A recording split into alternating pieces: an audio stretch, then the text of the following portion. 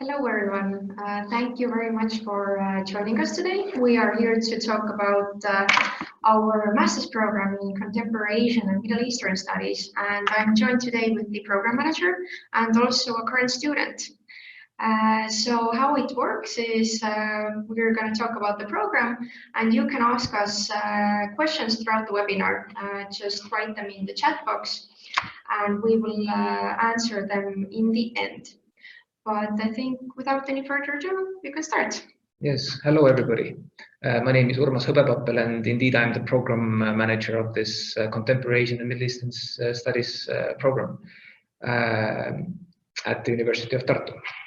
So as Elis was just saying, I'm joined here by our first year student, Runa, who's from India. I'm from Estonia. I'm an alumnus of this Tartu University, but I've also studied a lot abroad, and now I'm back and I'm a research fellow at the university. Runa, do you want to say a few words about yourself? Yes, I have a background in journalism, but I was working in the Middle East the past few years before coming to Tartu, and it kind of triggered my interest in the Middle East. So I was searching for programs that offered studies in Middle Eastern curriculum, and the University of Tartu popped up, and it seemed a very competitive program with a very competitive faculty.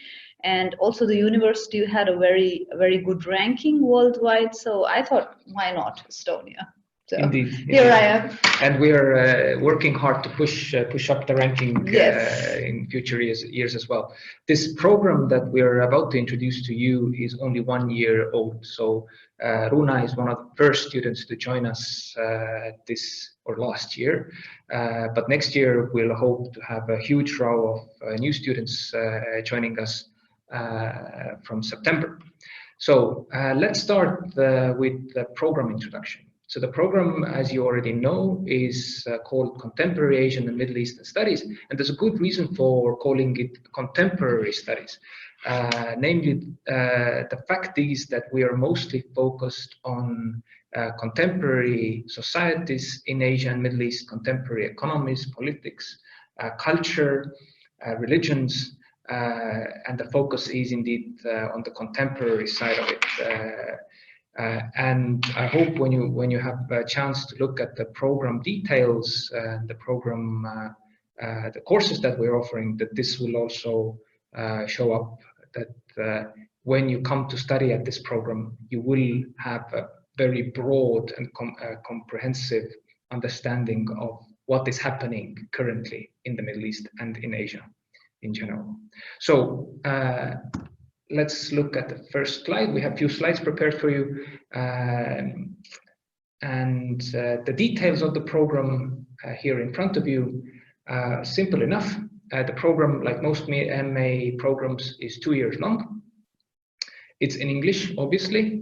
The tuition fee is 3,800 euros per year. I emphasize this is a yearly sum, not one semester, but full year. And we have 16 study places. Last year we had 32 applicants for this program. I can assure you we will have more applicants this year, which means that this program already from its first year is in very high demand, at least 2 people per 1 position.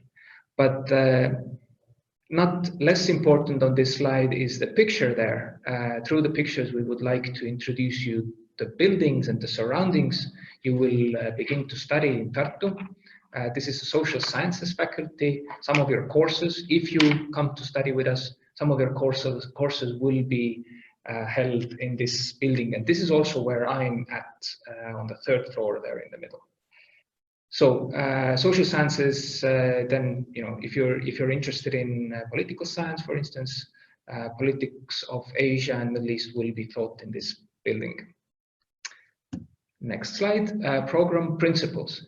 Now, I have been involved with this program from the very beginning when we started developing the program in 2015. So it's been developed through many years already, and I've been developing it from the beginning. For me, the program has mostly been about three important principles. One being flexibility, or flexible. The program has to be flexible in a sense that it has to cater to your needs as students. When you do come and enroll in this program, then it must be possible for you to study pretty much anything in contemporary Asian and Middle Eastern studies. If we cannot do it ourselves here, and obviously Asia and Middle East is a huge territory, covers many different countries, different cultures. If we cannot provide you the necessary courses here in Tartu, then we will have a mobility opportunity for you to study somewhere abroad, in Asia probably, or in Middle East, in our one of our partner universities. But we will come to the mobility packages and mobility opportunities in a few minutes' time. So this is flexibility. Students must be able to study whatever they are interested in. Then the second principle is applicability, or applicable. The program must be applicable in a sense that when you graduate, you will have to have some kind of result or some job that you're very capable of doing. So this, for instance, is the task for internships. We will talk about internships also in a few minutes' time, but you have to do internships when you are already enrolled in the program. So you will get some kind of opportunity to work within ministries, or work with some companies already, or you create your own company. So this is all about the applicability. And the third principle is multidisciplinarity. The program must be multidisciplinary, meaning that it has to cover many different areas of study. So as Asia and Middle East is huge, many cultures, many countries, so also is the scholarly field. It must tackle social issues, politics, economy, culture, religion, everything that you need to understand the contemporary world. And this indeed has been one of my most important principles, because you see, when you do study, say, politics in the Middle East without understanding religion or culture or languages, then you don't really understand politics, do you? So they all have to be catered together and bound together in one program, and this is what we have been doing here in Tartu. The picture you see here is the main building, and on the right wing there you will have the opportunity to study contemporary Middle Eastern studies, Middle Eastern religions and cultures particularly. But also in this building on the right wing, you will have the opportunity to visit our Oriental library, where which mostly focuses on ancient religions, cultures, and so forth. But the main library and social sciences faculty library, they also have contemporary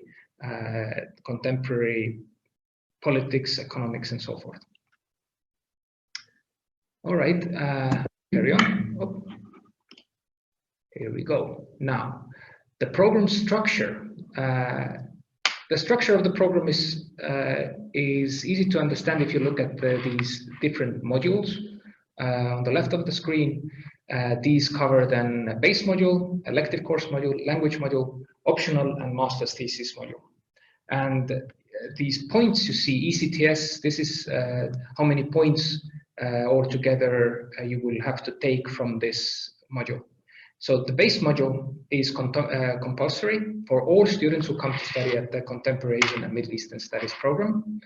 And this module will give you very broad and thorough theoretical understanding of different issues. So if you're planning to focus more on economy, Then we have a course introducing Asian and Middle Eastern economies, but from a theoretical point of view. So it will give you those tools you need to focus on your particular topics later on in the elective course module. So in the mandatory module, you have, in addition to economics course, you will have a course in demography and migration. You will have a course in mindsets, a course in civilizations, Asian and Middle Eastern civilizations, of course, international law, and one course that I'm teaching, Introduction to Localization Studies. So this course, the Localization Studies course, will give you an approach or a mindset how to actually think about Asia and Middle East in contemporary world, and how to avoid the methodological and ethical mistakes of our previous generations that have researched Asia and Middle East. So this is like an introductory course to the entire program, and then on top of that you will have different theoretical courses as well. So this is 39 ECTS altogether. Elective course module. The point of the elective course module is to give you an opportunity to focus on your particular area of interest. So say that you're interested in Asian politics, then you can take some political development courses or Chinese politics course. But if you're interested in Middle East and religion, then you can take cultures and religions in the Middle East, or you can take political development in the Middle East. And as I was saying earlier on, these really have to be viewed together, these two courses, to understand Middle East in contemporary world. One thing that I forgot to mention about the base module is the fact that they're included in the 39 ECTS is a course internship. So internship is a must. You have to do an internship somewhere. But as said earlier, we'll get to that in a second. Then languages, of course, very important. Languages you cannot escape if you want to understand Asia or Middle East.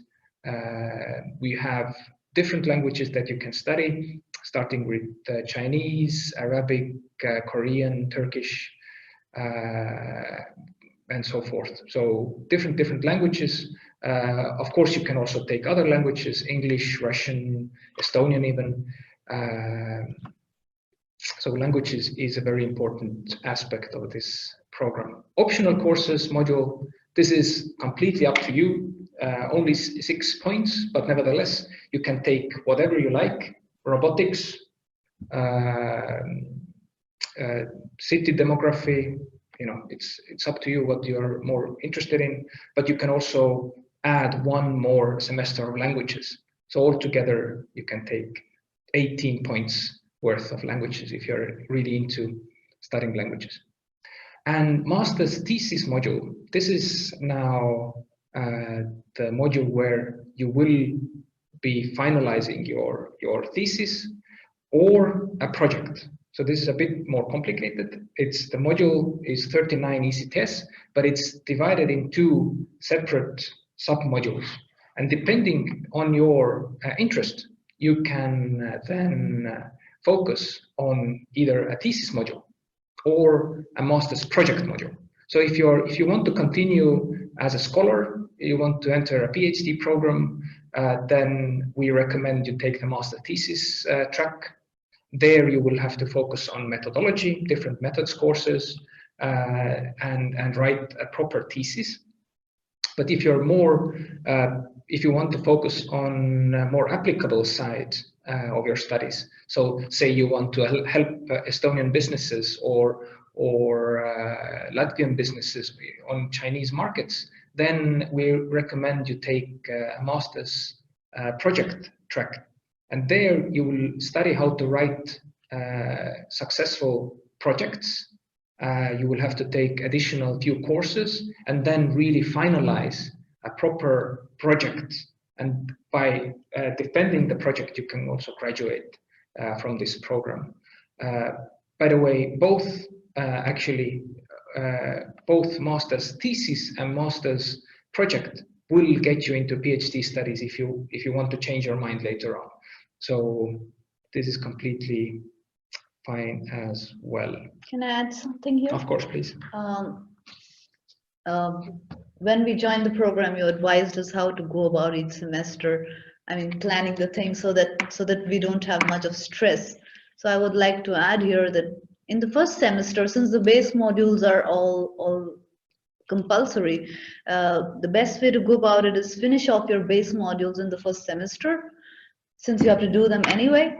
So get it out of the way, and in the second semester you can focus on electives and optionals and languages extra. You know, as for language, for example, I'm studying Estonian. Next autumn I'm planning to study Turkish or Arabic. So that's my game plan, and also I'm taking the thesis because I'm interested in migration issues and refugees. So my thesis revolves around specifically, it's a gender specific study about Middle Eastern refugee women in Estonia. So my thesis revolves around this particular the subject. Yeah. So when we're already talking about the thesis, then I think what makes this program very how to say, very good in a sense, is that in the beginning, all students who come to study at this program will start writing their master thesis or master's project already from the first semester, and I will supervise them. Me as a program director, I will sit in one-on-one meetings. Every 2 weeks. We'll sit together and we'll make a plan, you know, exactly which courses to take in order to graduate your degree or your program in 2 years' time. And this really happens every two weeks. And I think most of the students, or I think actually all students who've entered the program this year are already well on their way of finalizing the master's module next year. So when it comes to your thesis, then we have talked about methodology, you know, interviews, how you can get access to these refugee women in Estonia or in the neighborhood, how to do the internship in one of the. Can you tell me about, or tell us more about the internship already here? What you're planning to do? The internship is not yet finalized, but hopefully it should be with the Estonian Refugee Council, where I will be interacting with the people who organize the women's groups and activities, so that I can be a part of them, because I've heard that these refugee women get a little intimidated by researchers. So what I want to do is blend in with them at these events and just talk to them as a matter of, you know, routine, not as trying to interview them specifically, or trying to, you know, have this whole interview or interviewee thing going on. Instead, I will try to be informal with them and then try to gauge how the integration process is going for them. So these support groups are going to be instrumental for me in carrying on my thesis. And the internship, since my primary skills are writing, copywriting and stuff, so they're envisioning a role for me in their social media team. Okay. So yeah. That's very good. So exactly, this exemplifies why we have to start from the very early stage. Exactly. Starting developing the research plan for a master's thesis, or from September the first year, because it takes time to develop trust with these women, right? So you really have to get to know them. And I understand some of you already know by, you know, first name basis. Yes, I have met a few of them, and yes, I'm familiar with them. Good. Yes. So I hope this will be successful, and of course it will be highly applicable, because this is exactly what we need to understand in modern day Estonia, but more broadly in modern day Europe. What are the problems of refugees coming from the Middle East, and particularly you will look at the women refugees, right? All right, so let's carry on. But before we do, the building you see on the picture, this is the newly developed Delta building. So we haven't been here yet. You haven't been there, Yes. but I have been there. Okay. So this is, it was opened only a few weeks ago, or actually 1 week ago, I think it was the opening. And it's a marvelous new building. It's huge with many, many different facilities, cafeterias, student working places. It's really something new, something completely out of the ordinary that I haven't seen anywhere in the world. I've been studying abroad a lot, but this is something really fascinating. And those of you who are interested in economics, for instance, will be studying, taking some of the courses in this building. But also I will teach the introduction to localization studies in this building as well, starting from September. By the way, Tartu is really nice. You can see the river here, and most of the buildings are gathered around the river or are very close by. So you can walk from one building to another, takes you 5 minutes. Tartu doesn't have one campus as such. Many universities are located in like one very close building complex. Tartu doesn't have such a campus, but Tartu, the city itself, is like a huge campus. So it has many university buildings centered in the city downtown, and many cafeterias, restaurants, pubs, not to mention. All are there, are gathered around the river, as you see on the picture here. And many parks as well to sit and do your readings. All right, so internship and mobility packages. We have already covered the internship a little bit, but let me emphasize again that internships are a must. They are really compulsory part of the entire program. So in order to make it, the entire program more applicable, we decided that students have to do an internship at some university affiliated or not affiliated site. So for instance, if you're interested in migration or refugees, as you see the first example there, you can go to the United Nations Refugee Agency in Stockholm. We are in touch with them. They are welcoming new students as interns to their facilities in Stockholm, but that doesn't mean that you have to go to Stockholm if you are interested in migration or refugee issues. As Runa here was saying, it's not formalized yet, but which is the facility that you're... The Estonian Refugee Council in Tallinn. Okay, so there are different options for different topics. If you're interested in foreign policy, then Ministry of Foreign Affairs is of course one option for you. If you're interested in business, then Enterprise Estonia. For instance, we have one Chinese girl who also started this year with Runa. She has already started her internship at the Enterprise Estonia in Tallinn, I think a month ago already. So she's well on her way to finalize the internship. And although it's the responsibility of the student to find one place where she or he can do the internship, I will take personally care that every student indeed will find one. So this is also on my desk. Then mobility, as was said earlier, mobility is highly recommended. It's not compulsory, but it will help you to get the sense of the societies that you're interested in. So say you're interested in Japanese business, then we have a partner university, Kanagawa University in Yokohama, very close to Tokyo. I was there just a year ago, a really good university, and they have well-developed Japanese business track, including Japanese language. So if you start studying Japanese language here in your first and second semester, you can continue studying Japanese, of course, when you're there for one mobility semester. But if you're interested in Chinese politics, then there's no better place to study Chinese politics than Tsinghua University in Beijing. It's one of the two best universities in China. I've studied there myself, and I can really assure you that it's a really good university. But Tartu University has many partner universities around the world, including in Asia and Middle East. So I couldn't possibly list them all here.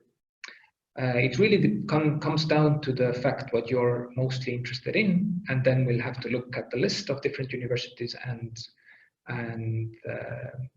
apply for the funding. And there are, of course, many different funding opportunities as well. Also, may I add here, mobility is not mandatory, right? Because, for example, I'm not choosing mobility because I'm choosing to stay here in Estonia. Since my thesis topic revolves around Estonia, I find that I will be just, it'll be irrelevant for me to choose this mobility package. So it is not mandatory to choose one of these. No, it's not mandatory. You can stay here, and while you're here, you can do an extensive internship. For instance, you don't have to limit the internship, say, to a month or two, but you can do a longer internship. Some of the internships, by the way, are paid, and some of them are not. So for some of them, you can actually get the wage, but in some cases not. So this really comes down to the particular internship. But as Runa was saying, mobility is voluntary. You can go abroad, but you don't have to. But if your research topic is really outside Estonia or outside Eastern Europe, then we do recommend you going somewhere and studying abroad. So if you're into Chinese politics, then go to China. All right. Now, what happens when you graduate the program? We have tried to make it the program so applicable that when you do graduate, you will have some kind of a job or a very clear sense where you're continuing your studies. So if you're focused on business, then there are many opportunities to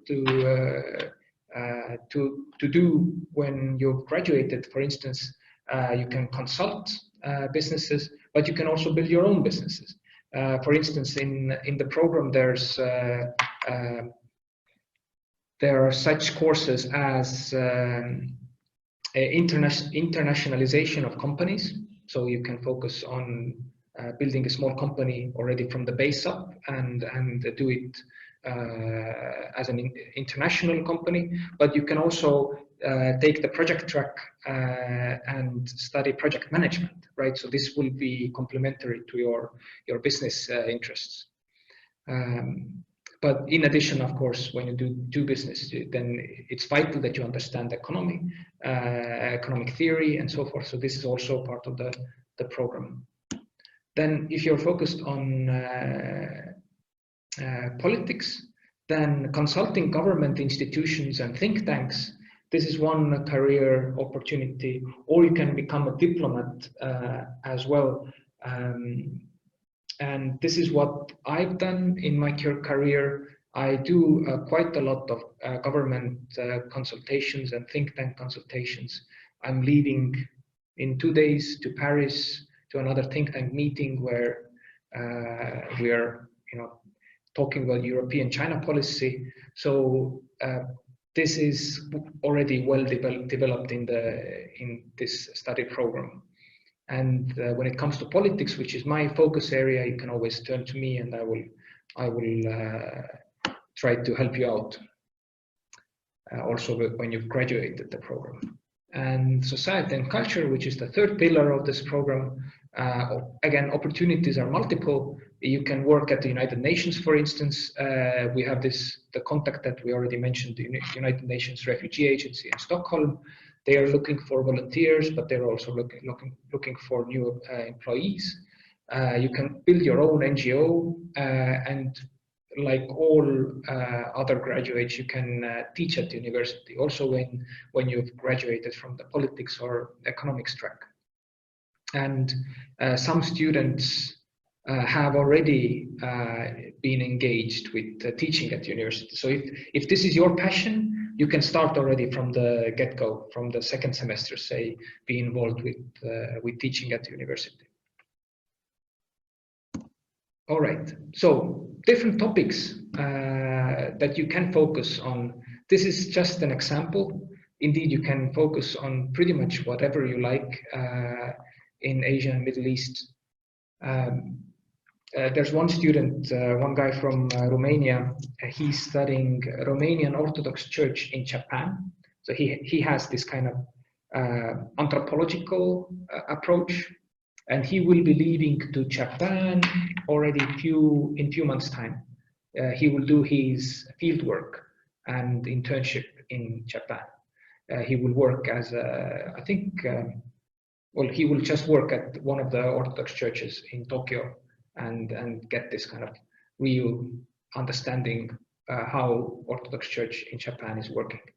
Then there's one guy from Turkey who's his field of study is very interesting. He's looking at the demographic crisis in Japan, but as viable solutions to this crisis, he's looking into robotics and migration. So this is a topic currently quite hot in Japan, and he will go to Japan to do some research on this issue. Small businesses in China. This is a topic for one master's project. One Estonian guy will again go to China to research that, but he's on this master's project track, meaning that he will finally he will develop a project and hopefully really help some Estonian businesses to the Chinese market. And Middle Eastern refugees topic we already discussed with Runa here. But as said, there are many different focus topics that you can focus on. Every topic you will start with me as your supervisor, and then when your project is already nicely developed to a point where I personally cannot supervise you anymore, then we will find you a theoretically or topically better suited supervisor who can take the project onwards. But some students indeed will graduate with me as well as a supervisor. Anything you want to add here? No? Well, the sky is the limit when it comes to thesis topics and project ideas when you're studying in this program, because it's so vast and there is so much to do, and you can diversify to business, to politics, as you earlier mentioned, and society and culture. So there are many options here when you come, and I'm sure that prospective students will find their niche and will be able to find out what they really want to do. Yes, indeed, with some students have a very clear sense what they want to study already in the beginning. So then we will start already with theory and methods and so forth. But some students, they don't know, and it's completely okay to not know what will be your focus in the beginning. So in the first semester, we will dedicate on finding a topic that you're really interested in. So yeah, it's completely okay if you don't know precisely what you're trying to research or you are interested in. We will dedicate enough time until you find your particular interest, as long as you're interested in Asian and Middle Eastern studies. So yeah, then you will feel right at home in this program. Now, let's talk about fun as well. I mean, the university is not only about studying, after all, of course. Yes. The university has, you know, it's a typical university town. As I was saying earlier, many pubs and restaurants, many student organizations are littered all over the town. It's not a big town at all, but when you're here, then it's really lively and puzzling. So. And it's very student oriented. Everything is oriented towards the students. For example, eating places have discounts for us. Even shopping places have discounts for us. And I think 1 in 5 people must be a student when you walk around Tartu. So it's a very vibrant and dynamic place to be. And of course, there are numerous pubs and eating places. It's a very dynamic city. Mhm. But also, I think the buildings here are nicely suited for students. I mean, this building that we're in right now has a huge student area with some cooking facilities, so you can do your lunch there, or at least heat up your lunch if nothing else. Yes. There are copying machines that you can use, coffee machines. You can buy coffee. And at this new Delta building, these things are really well developed obviously as well. But when it's warm outside, spring and autumn, like you see in the picture here, then being outside is just great. You know, you don't have to go to a building. You can sit in a park on a bench and do your reading, which I've done so many times. Yeah. Or Also, just you drink can a beer. travel to great cities around Oh, yeah. Tartu, like Stockholm.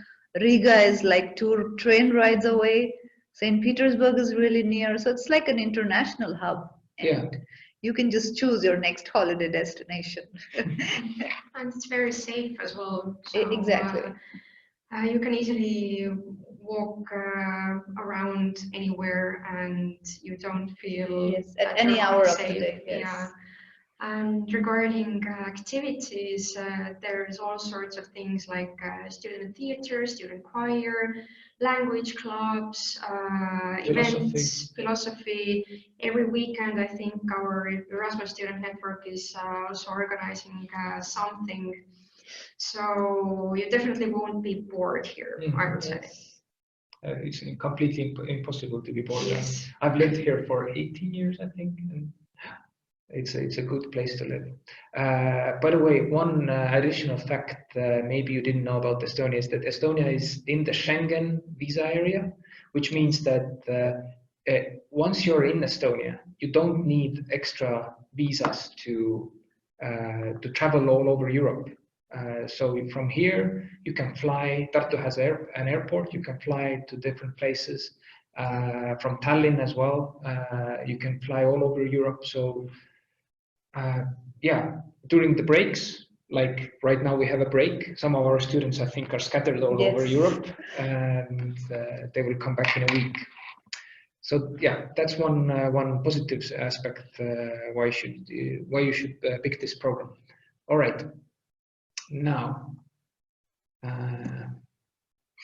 how to apply. Well, actually, this is quite easy. You need only 2 entry documents. You need a BA or bachelor's degree, and you need an English language proficiency test.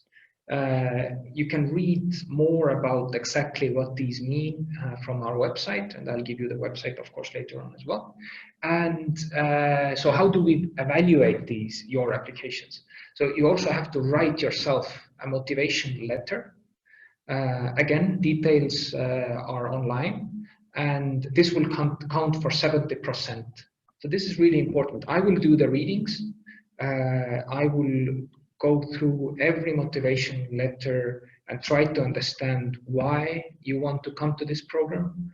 What are you exactly looking for, and see if if you're a good fit for this program. And then the 30% is average grade from your previous studies. So this is also important, obviously, that you can study, that you know how to study. Okay, and the deadlines for application for you now, the most important deadline is March 15th, which is application deadline. Application processes or the application system is open already. So feel free to, after this webinar, just go and apply. And results you will get 2 months later. And academic year for those who will enter the program will start in August 31st. And yeah, summer and spring is really nice. So in Tartu, you can just come a few weeks earlier to enjoy that. Okay, so few more things about Estonia. If you haven't been to Estonia yet, then if you like nature, then it's a perfect fit for you. Just come and take a look yourself. Roughly half of Estonian territory is forest. It's like huge natural park, lots of rivers and lakes and wild boars and rabbits around. So come and enjoy Estonian forests.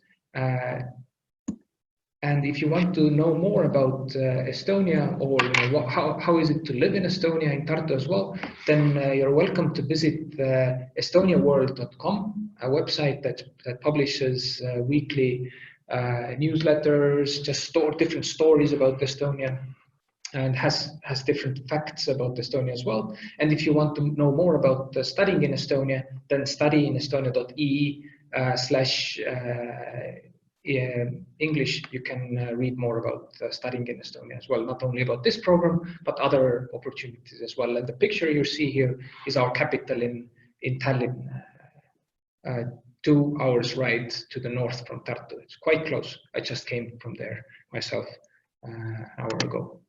So this is it from our side. We'll talk about the application and answer your questions in a moment, but just keep in mind that 15th of March is the deadline, so that should give you more than a month to apply and ask questions. So please. Okay, but I see that we already have some questions. Would you say that this is the right program for a person who is really interested in the Asian overpopulation issues and India-Pakistan relations? Yes, so this program is, so this is, I understand this is 2 topics now, 2 issues. First, demography is obviously hugely important for the modern world.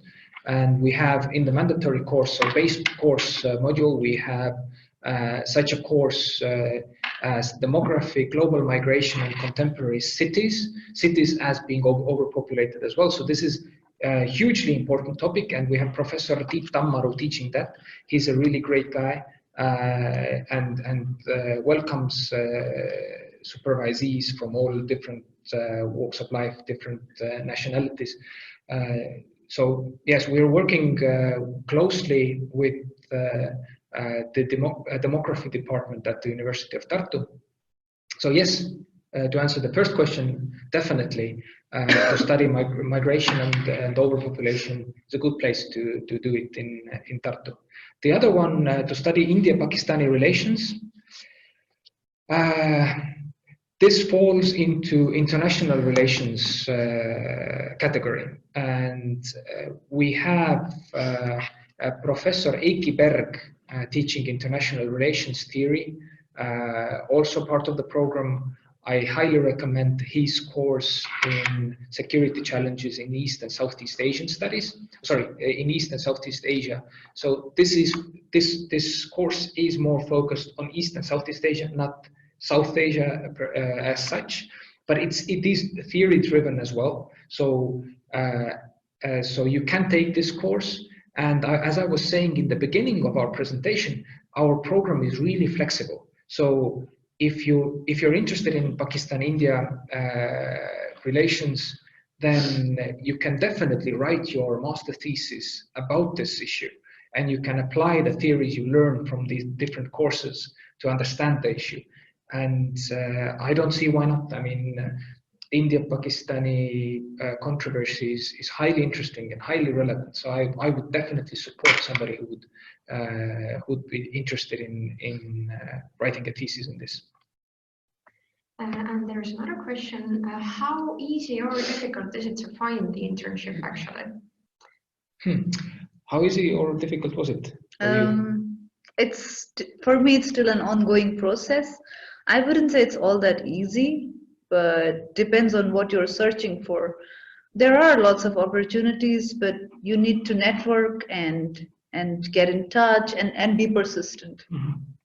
So looking at this from this program manager's point of view, then I will do all in my power to get you an internship that fits your interests. So I think there's absolutely no risk that you will have no internship. I mean, we will find you one. On the other side, there's a very well-developed internship program that you can also apply to. So this is more general than only this Contemporary Asian and Middle Eastern Studies program. Internship, it's like a framework you can be involved in and find your internship through this framework. And again, I mean, as Runa already said, network, and you will get the contacts, and you will find something that really suits your interest. Another question is, if a person has studied textile technologies in Bangladesh, which is a little off topic, but they want to contribute to their country's refugee and international relations topics, can they still apply, and is it okay? Of course, it's okay. I understand that you're from Bangladesh. We have one student from Bangladesh who's with us right now, and by chance she has been focused on textile technologies as well. She's been working at garment manufacturing in Bangladesh, but now she's here and trying to find a way to research or help Bangladesh develop a new. So she's writing a master's project, and this project is trying to find new ways of doing textile manufacturing, garment manufacturing in Bangladesh in more sustainable way. So this is a perfect fit for her. As to your question, you want to contribute to your country's refugee and international relations issue, then yes, this is something you can do as well. So don't be scared to switch your topic or your field of expertise. I mean, if you're previously more focused on textile technologies, then that doesn't mean that you're incapable of dealing with refugees or delving into international relations theory. So by all means, apply and we'll get you through those new topics. Are there any scholarships for the program, and how expensive is it to live in Estonia for a student? I will address the scholarships first. There is no scholarship, but if you have good grades, you can get the DORA grant, which is like 350 euros a month. It's a grant. And also when you're in your second year of studies, you can apply for the Raiford scholarship, and also you can, if you've not got the DORA in your first year, you can reapply for the DORA if you have a good GPA. As for the cost of living, personally, I spend about 500 to 600 euros every month, including housing. So I would say I could spend actually less if I try. So it is not very expensive to live in Tartu. It's very manageable. Yes. Yeah. I do agree with that. Yeah. I have a wife and a small child, and I can get by with roughly the same amount. So. Yes. So indeed, it's not that expensive at all. Yes. When it comes to the scholarship, then indeed, as Runa said, there are no scholarships for this program. But there are few exceptions. If you're an Estonian language speaker, then you can get some directed or particular, say, they are not scholarships as such, but tuition waivers from different ministries. But again, it depends who is asking the question. But if you're a non-Estonian speaker, then you can apply for these different scholarships, as Runa was explaining. I'm interested in subjects covering politics, religions, and cultures. What are the options in this program? Great question. There are different options where you can where politics, religions, and cultures combine. Obviously, I mean, especially this is especially relevant when you're interested in Middle Eastern studies. For instance, let me just read out a few course titles here. Political developments in the Middle East is a course taught by Elo Süld, and she's into researching Islam and politics. So it brings together religion and politics in one course. But there's another course, cultural and religious roots of the Middle East, and this is more looking back in history. How have cultures, religions developed in the Middle East, but also politics obviously is part of this process. But when you think about East Asia, for instance, then you cannot escape looking at politics, religions, and cultures there either. I mean, studying mindsets in modern day Asia and Middle East is obviously, it requires you that you understand politics, religions, and cultures, all in combined. So this is what I want to stress with this program, is that looking or studying only one aspect or only one field, be it economy, politics, cultures, religions, you just simply cannot do it when you're focused on Asia and Middle East. So you have to combine. You have to have some knowledge in all of these aspects.